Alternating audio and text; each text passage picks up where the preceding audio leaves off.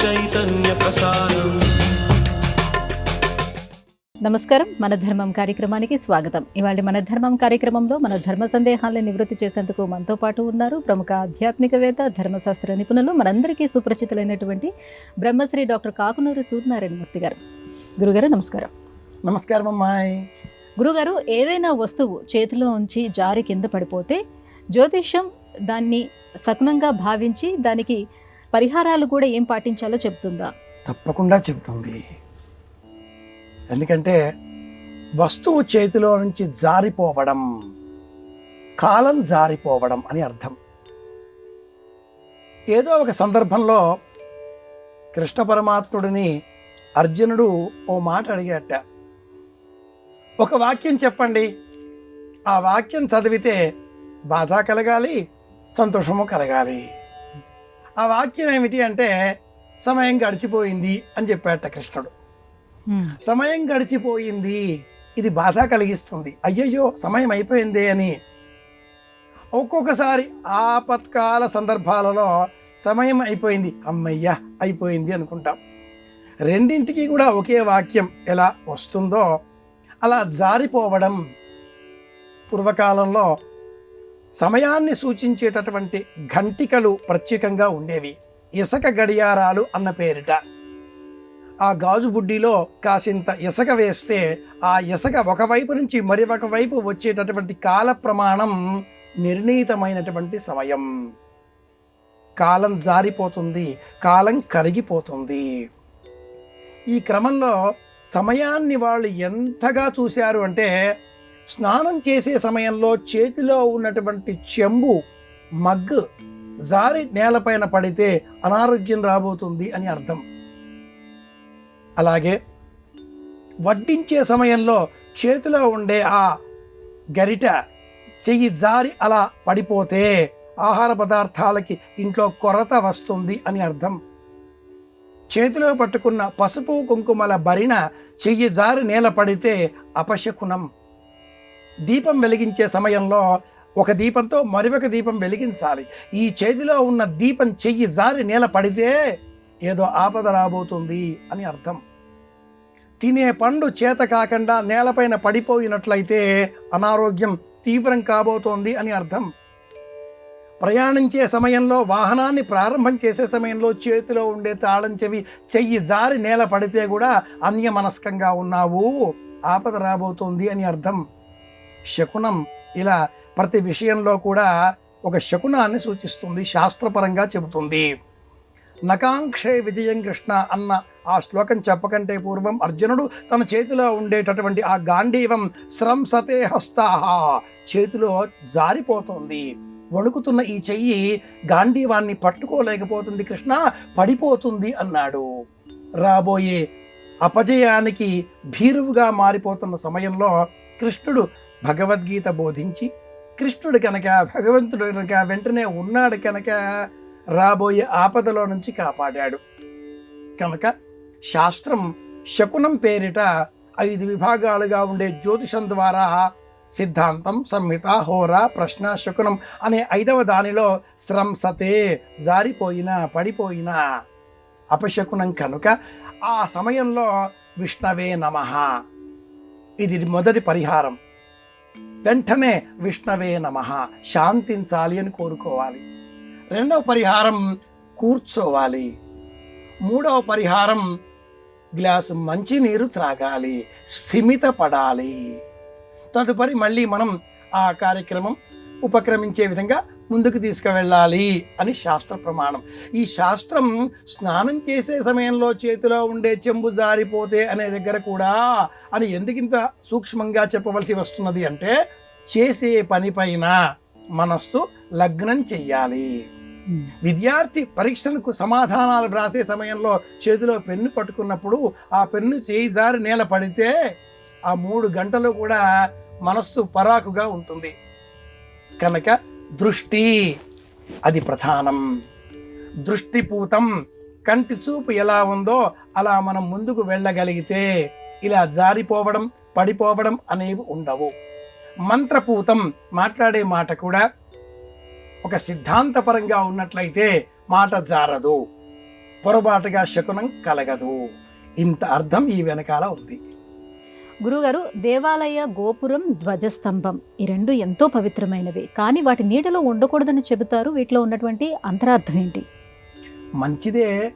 దేవాలయం పవిత్ర స్థలం, ధ్వజస్తంభం దేవాయతనుడు అనేటటువంటి పేరు గల ఒక భగవద్భక్తుని జీవితానికి ప్రతీక. విష్ణు పురాణం తెలియజేసే అంశం అవుతుంది. ఇలాంటి పవిత్రమైనటువంటి వాటి నీడలో మనం గృహ నిర్మాణం చేసుకోకూడదు. ఎందుకన్నారు? రావి చెట్టు పవిత్రమైనదే, కానీ ఎవరు కూడా రావి చెట్టు కింద ఇల్లు కట్టుకోరు. ఎందుకని? ఆధ్యాత్మికం జీవితంలో ఒక భాగం కావాలి, జీవితం కాకూడదు. సన్యాసం జీవితంలో చివరి భాగం కావాలి, జీవితమంతా సన్యాసం కాకూడదు. అందరూ సన్యాసం స్వీకరిస్తే సృష్టి క్రమం కొనసాగేది ఎలా? అందరూ ఆలయాలను చేరితే, అందరూ ఆధ్యాత్మిక రంగం అనుసరిస్తే, అందరూ వేదాంతాన్ని జీవితంలో అంతర్భాగంగా మలచుకొని సన్యాసాశ్రమమే ప్రధానం అన్నట్లుగా వైవాహిక జీవనమే స్వీకరించకుండా జీవితాలు గడిపేస్తే సృష్టి ఏం కాను. కనుక ఎంత పవిత్ర స్థలమైనా ఆలయం శిఖరం నీడలో ఇల్లు నివాస స్థలం ఏర్పాటు చేసుకోరాదు. ఇల్లు గృహస్థ ధర్మం. ఇల్లాలు, భర్త, సంతానం, అమ్మ, నాన్న, ప్రేమలు, కుటుంబాలు అన్నీ ఉండవలసినటువంటి చోటు. ఇందులోనే ఉంటూ మిథ్యా ప్రమాణంగా ఆధ్యాత్మిక జీవితాన్ని కూడా స్వీకరించి సమయం వచ్చినప్పుడు ఏ విధంగా గృహస్థ ఆశ్రమం స్వీకరించామో అలాగే వానప్రస్థం, చివరగా సన్యాసం, 4వ ఆశ్రమం తురీయాశ్రమం అన్నారు దాన్ని, అందుకే చివరిది. అప్పుడే స్వీకరించాలి, మొదటే కాదు. ఎవరైతే నిరంతరం ఆలయాల నీడలలో ఉంటారో, ధ్వజస్తంభాల చాటులో ఉంటారో, వాళ్ళ మనస్సులో ఈ కుటుంబ వ్యవహారాల పట్ల వైమనస్యం ఏర్పడుతుంది. ఏముంది జీవితం, పరమాత్ముడే ప్రధానం, దైవ సేవలో జీవితం అంకితం. ఇలా బాల్యం నుంచే ఉండాలి, కానీ ఎంత ఉండాలో అంత ఉండాలి. అంతే ప్రమాణంగా గృహస్థ ధర్మం పట్ల కూడా అనురక్తి ఉండాలి అనే సదుద్దేశ్యంతో సనాతన సంప్రదాయం ఇలా ఆలయాల నీడలలో ఇండ్లు నివసించే స్థలాలు ఉండకూడదు అనే చట్టం చేసింది. కానీ నగర జీవనంలో 1,00,000 గృహాలకు పైగా ఏ నగరంలో అయితే నివాస స్థలాలు ఉంటాయో అలాంటి చోట ఈ వాస్తు నియమం వర్తించదు. మహానగరాలలో ఆలయాల పక్కన, ఆలయాల ఎదురుగా ఇండ్లు ఉంటాయి. ఆ ధర్మాన్నే అనుసరించి విమానాల గోపురాల నీడలు ఇంటిపైన పడతాయి. అంత మాత్రం చేత మనం దోషం అని భయపడరాదు. 1,00,000 గృహాలకు మించిన నగరాలలో ఈ నియమం వర్తించదు. ఇది శాస్త్రం. నగరంలో కాదు సుమా. ఈ ప్రమాణం ఎలా ఏర్పడింది? ఉదాహరణగా వృత్తాంతం ఏదైనా ఉందా అంటే, దేశం మొత్తం మీద అతిపెద్ద దేవాలయం తంజావూరులో ఉన్నటువంటి ఆ మహాలింగేశ్వరాలయం, శివాలయం, బృహదీశ్వరాలయం అని ఆ ఆలయానికి పేరు. బృహదీశ్వరాలయం యొక్క నీడ, గోపురం నీడ నేలపైన పడదు అంటారు. టన్నుల కొద్దీ బరువైనటువంటి అతిపెద్దనైన రాయి ఆ గోపురం చిట్ట చివరన ఉంది అని కూడా చెబుతారు. కానీ ఇది అబద్ధం. ఆ ఆలయం గోపురం నీడ కూడా నేలపైన పడుతుంది. ఎందుకన్నారు ఇలాగా అంటే, ఆలయాల గోపురాల నీడలు నేలపైన పడనంత పెద్దవిగా ఉన్నాయి. అలాంటి పరమాత్మని మనం సేవించాలి అనే ఉద్దేశ్యంతో. అలాగే ఆలయం నీడ నేలపైన పడదు కనుక చుట్టుపక్కల కూడా మనం గృహాలు నిర్మించుకోవచ్చు అని చెప్పడమే 2వ ఉద్దేశ్యం. అంతేగాని నగరాలలో ఉండేటటువంటి వారు ఆలయాల గోపురాల నీడలు ఇంటిపైన పడుతున్నాయి అని ఆందోళన చెందే అవసరం లేదు. ఇది పూర్వ సిద్ధాంతం. 1,00,000 గృహాల కంటే మించిన చోట ఈ నియమం వర్తించదు. గురువుగారు, జగమెరిగిన వాడు అనే ఒక పదబంధాన్ని తెలుగువారు ఎక్కువగా వాడుతూ ఉంటారు. ఇందులో ఉన్నటువంటి అంతరార్థం ఏంటో తెలియజేస్తారా? జగమెరిగడం అనే అంశం ఎలాంటిది అంటే, లోకాన్ని తెలుసుకోవడం ఒక అర్థం, లోకానికి తానెవరో తెలియజేయడం 2వ అర్థం. జగమెరిగినవాడు జగత్తును ఎరిగినవాడు, జగానికి తెలిసినవాడు, రెండు వేరే వేరే అర్థాలు అవుతాయి. నేను దైవాన్ని చూస్తున్నానా, దైవం నన్ను చూస్తున్నదా, రెండు వేరే వేరే అంశాలు ఎలా అవుతాయో అలాగే జగమును ఎరిగినవాడు, అలాగే జగానికి ఎరిగింపు కలిగినవాడు, రెండు అర్థాలు వస్తాయి. ఎవరికైతే జగత్తు లోకం తెలుస్తుందో అలాంటి వారిలో ఒక వేదాంతం ఉంటుంది. రెండవదిగా ఎవరైతే లోకానికి తెలిసిన వారు అయి ఉంటారో వారిలో ఒక అహం పెరుగుతుంది. నన్ను అందరూ గుర్తుపడతారులే, నేను తెలియని వారు ఎవరుంటారు అనే ఊహ కలిగిన మరుక్షణం ఆ వ్యక్తిలో ఒక అహం పెరుగుతుంది. అది పతనావస్థకు ప్రారంభం. లోకం ఇది అని తెలిసిన వ్యక్తి ఈవేళ కీర్తించిన ఈ లోకం రేపు మర్చిపోతుంది అనే జ్ఞానం కలిగి ఉంటే అది సంపూర్ణ వేదాంతం అవుతుంది. ఈరోజు నన్ను గుర్తించిన ఈ జగత్తు, ఈ లోకం రేపు మరింకెవరినో కీర్తిస్తుంది, వారిని గుర్తిస్తుంది అనే జ్ఞానం కలిగి ఉండడమే జగము తెలిసినవాడు అని అర్థం. లోకంలో తెలుగులో ఒక సామెత ఉంది. లోకం తెలిసిన వారు అనే ఆ వాక్యాన్ని చెబుతూ జగత్తు తెలిసిన వారు అనే అర్థంలో లోకం తెలిసినవాడు అని చెప్పే విషయంలో జంధ్యమెందుకు అంటూ ఒక ప్రస్తావన కూడా చేస్తూ ఉంటారు. అది గుర్తింపు. ముంజేది కంకణానికి కడియమెందుకు, అర్థమెందుకు అని చెప్పినట్లుగా.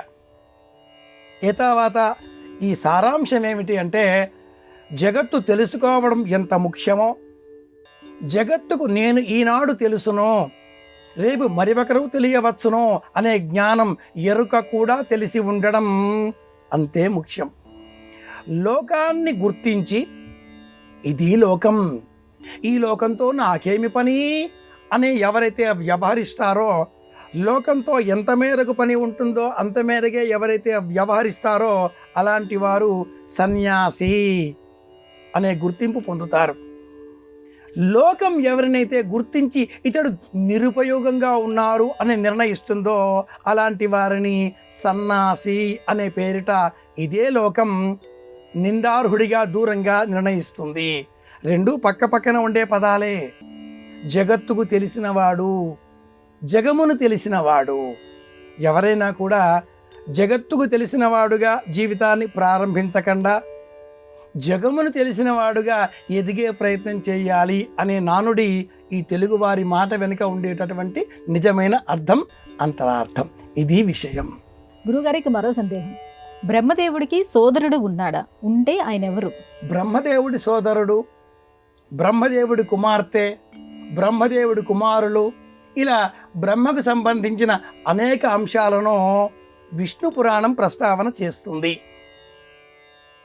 బ్రహ్మదేవుడి ఉనికి విష్ణువుకు సంబంధించినది కాగా ఆ బ్రహ్మదేవుడి సోదరుడిగా పురాణాన్ని మనం పరిశీలించినప్పుడు మన్మధుడి ప్రస్తావన చేస్తుంది ఈ పురాణం.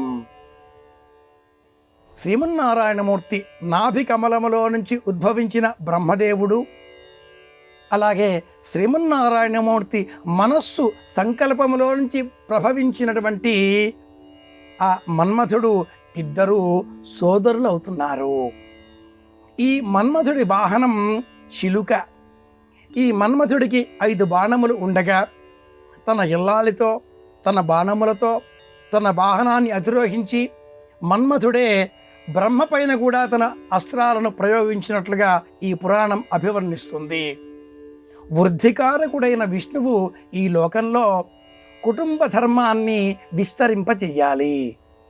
ప్రతి వ్యక్తి కూడా ఇల్లాలు, భర్త, కుటుంబము, ఋషిరుణము, పితృరుణము, దేవరుణము ఇలా రుణత్రయములను పూర్తి చేసుకుంటూ బ్రహ్మచర్యము, గార్హస్థము, వానప్రస్థము, సన్యాసము ఇలా ఒక క్రమమైన పద్ధతితో జీవితాన్ని ముందుకు తీసుకువెళుతూ జీవితాన్ని ధర్మపరంగా నిర్వహించాలి అనే ఉద్దేశ్యంతో వృద్ధిక్రమంగా మన్మథుడికి సృష్టి క్రమంలో ఇది ధర్మం, ఇది నీ వృత్తి అని బోధించగా ఆ మన్మథుడి ప్రతాపాన్ని గుర్తించి గ్రహించి ఆగ్రహంతో మన్మథుడిని దగ్ధం చేసిన దైవం శివుడై ఉన్నాడు. సృష్టి స్థితి లయాలలో బ్రహ్మ సృష్టికారకుడు, విష్ణువు వృద్ధికారకుడు, ఈశ్వరుడు లయకారకుడిగా మన్మథుడిని మనం గుర్తించినప్పుడు బ్రహ్మ సోదరుడెవరు అనగా మన్మథుడు, ఇల్లాలు రతీదేవి. ఈ దంపతుల కారణంగా లోకమంతా ఆనందమయంగా మారుతున్నది అనేటటువంటి వృత్తాంతాన్ని విష్ణు పురాణం వర్ణిస్తుంది. శిశిర ఋతువు పేరిట ఆకులు రాలేటటువంటి కాలం వెనువెంటనే వసంత ఋతువు అనే పేరుతో నూతన కిసలయములను సృష్టించిన ఆ బ్రహ్మదేవుడు ఆ మామిడి చిగుళ్ళు లేదా మొక్కలు పర్యావరణం పెరిగి పెద్దన కావడం, రాలిన ఆ ఆకులే ఎరువుగా మారి మళ్ళీ పునరుజ్జీవించే విధంగా నూతనమైన పత్రములుగా రూపాంతరం చెందడం, ఈ క్రమానికి మూల కారణం మన్మథుడు. ఇతడు బ్రహ్మదేవుడి సోదరుడు.